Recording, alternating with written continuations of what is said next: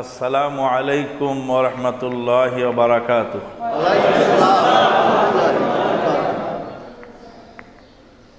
যাবতীয় প্রশংসা সে আল্লাহ পাকের জন্য, যার অপার অনুগ্রহে আমরা একটি দাওয়াতি মজলিসে হাজির হওয়ার সুযোগ পেয়েছি। যে আল্লাহ পাক আমাদেরকে এই দাওয়াতি মজলিসে হাজির হওয়ার তৌফিক দিলেন, তারই বারগাহে শুকরিয়া আলহামদুলিল্লাহ।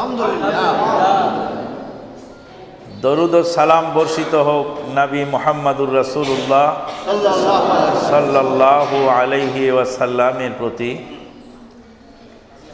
উপস্থিত সম্মানিত দ্বীনি বৈঠকের দ্বীনি ভাই ও বোনেরা, আজকের সংক্ষিপ্ত আলোচনা মোটামুটি দুইটি বিষয়ের উপরে রাখবো ইনশাল্লাহ। একটা হলো সাময়িক প্রেক্ষাপট, তা হলো রজব মাস কেন্দ্রিক, রজব মাসের ফজিলত এবং রজব মাসে মেরাজ হয়েছে বলে একটা ধারণা করা হয়ে থাকে। এ মর্মে কিছু আলোচনা রাখবো ইনশাল্লাহ। আলোচনায় আসবে মেরাজের শিক্ষা ও তাৎপর্য। পরিশেষে বা শুরুতেই কয়েকটি গুরুত্বপূর্ণ বিষয় আমাদের জানা দরকার, যেই কথাগুলি জানানোটা আমাদের এই কাঞ্চন কেন্দ্রীয় জামে মসজিদের মাননীয় ইমাম সাহেবের আলোচনা থেকে এবং প্রাক্তন খতিব ভাই শফিকুল ইসলাম সাহেবের আলোচনা থেকে আমার ভিতরে জেগে উঠেছে যে আমরা আসলে কিছু বুঝের ভুলের কারণে এই জিনিসগুলা ঘটে থাকে, যেটা মানুষ কোরআনের আয়াতগুলি বা হাদিসগুলি যেটা যেখানে প্রযোজ্য সেটা সেইভাবে প্রয়োগ করতে পারে না। আল্লাহ পাক বলছেন ওয়াতাওয়ানু আলাল বিররি ওয়াত তাকওয়া, তোমরা সৎ কাজে এবং আল্লাহ ভীতির কাজে একে অপরকে সহযোগিতা করো, মানে ভালো কাজে একে অপরকে সহযোগিতা করো। ওয়ালা তাওয়ানু আলাল ইসমি ওয়াল উদওয়ান, পাপ এবং সীমালঙ্ঘনের কাজে একে অপরকে সহযোগিতা করো না। এই আয়াত থেকে দুইটি জিনিস জানা গেল। এক নাম্বার জিনিস জানা গেল তা হলো যে সহযোগিতা ছাড়া কোনো ভালো কাজ খারাপ কাজ কোনোটাই হয় না। চোর যে চুরি করে একা একা পারবে চুরি করতে? তার সহযোগী লাগবে। ডাকাত যে ডাকাতি করে একা একা পারবে? প্রফেশনাল কিলার যদি হয়, পেশাদার খুনিও যদি হয়, দুর্ধর্ষ খুনিও যদি হয়, তো একা একা সে খুন করতে পারবে না, তার সহযোগী লাগবে। তাহলে যে কোনো খারাপ কাজ হোক আর ভালো কাজ হোক, সহযোগীর প্রয়োজন। আল্লাহ রাব্বুল আলামিন দ্বিতীয় যেই জিনিসটা বুঝাচ্ছেন তা হলো যে ভালো কাজে সহযোগিতা করো। আল্লাহ বলেননি যে ভালো মানুষকে সাহায্য করো। আল্লাহ কি বলেছেন যে ভালো মানুষকে সাহায্য করো? আল্লাহ বলছেন ভালো কাজে সহযোগিতা করো। এ কথার মানে কি? এ কথার মানে হলো এই যে ভালো কাজ যদি একজন খারাপ মানুষেও করে, লোকটা খারাপ কিন্তু কাজটা ভালো, আমি সহযোগিতা করতে পারবো। কাজ দেখবো, আমি কারো চেহারা দেখবো না, কোনো ব্যক্তি দেখবো না।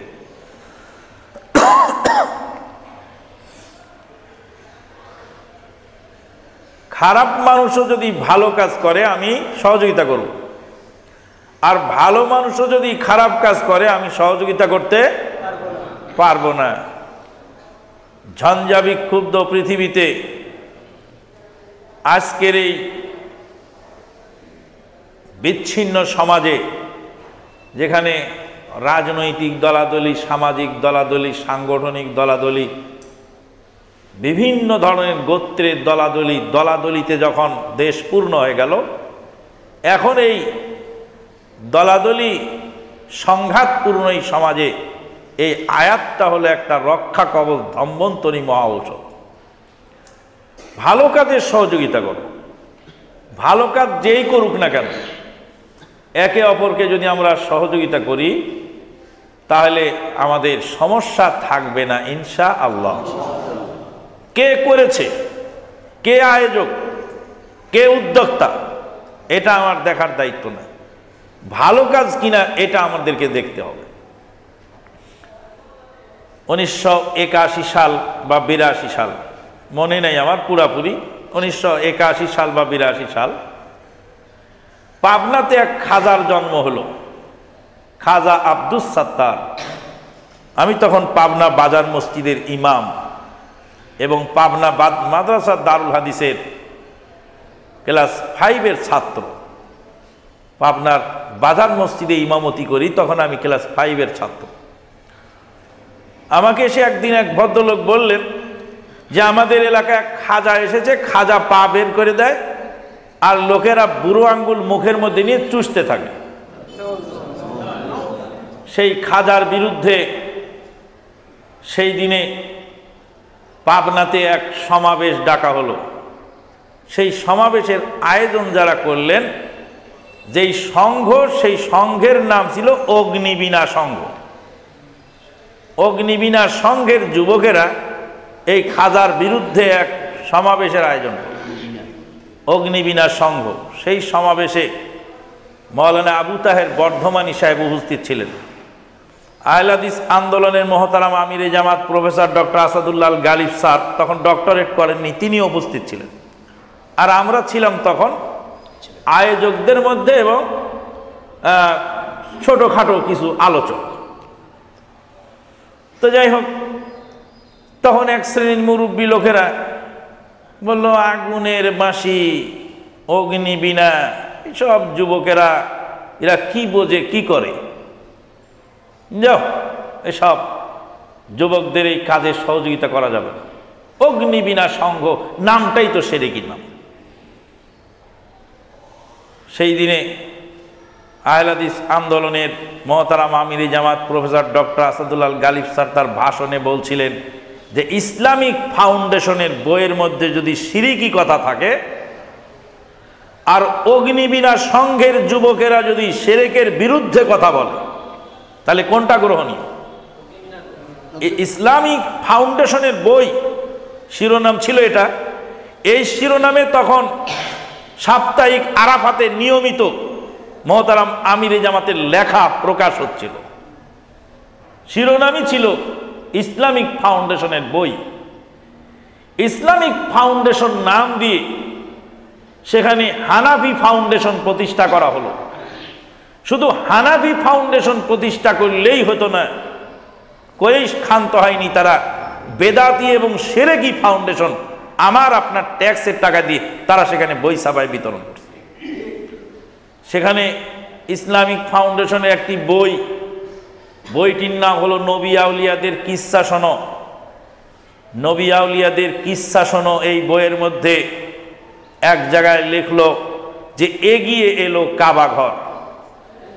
রাবেয়া বসরি যখন হজ করার জন্য নিয়ত করলো, তখন আল্লাহর কাবাকে আল্লাহ অর্ডার দিলেন, কাবা তুই মক্কা থেকে বসরায় চলে যা। রাবেয়া বসরির সম্মানার্থে মক্কার কাবা বসরায় চলে আসে। রাসূলুল্লাহ সাল্লাল্লাহু আলাইহি ওয়াসাল্লাম বিদায় হজে যেই ওমরাতে রাসূলুল্লাহ সাল্লাল্লাহু আলাইহি ওয়াসাল্লামকে মক্কায় ঢুকতে দেওয়া হলো না। হুদায়বিয়ার সন্ধি যখনই বাবলা গাছ তলায় হচ্ছিল, হুদায়বিয়ার বাবলা গাছটা ছিল মক্কা থেকে প্রায় 12 কিলোমিটার দূরে।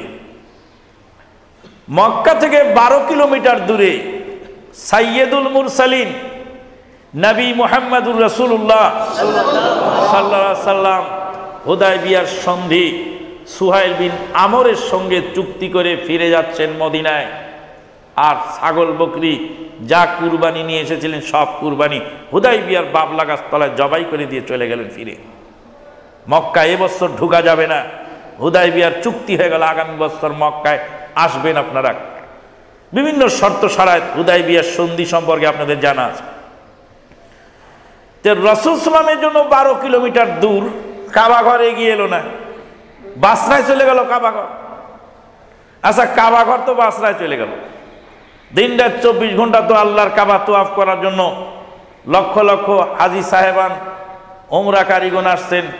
যখন আল্লাহর কাবা বাসরায় চলে গেল, তো মক্কায় যারা হজ উমরা করতে আসেন তাদের অবস্থা কি হবে? আসসালামু আলাইকুম। নিয়মিত ইসলামিক বক্তব্য পেতে সাবস্ক্রাইব করুন আমাদের ট্রু টক টিভির চ্যানেলে, আর ভিডিওগুলো ফেসবুক বা যে কোনো জায়গায় শেয়ার করে পৌঁছিয়ে দিন ইসলামের শাশ্বত বাণী।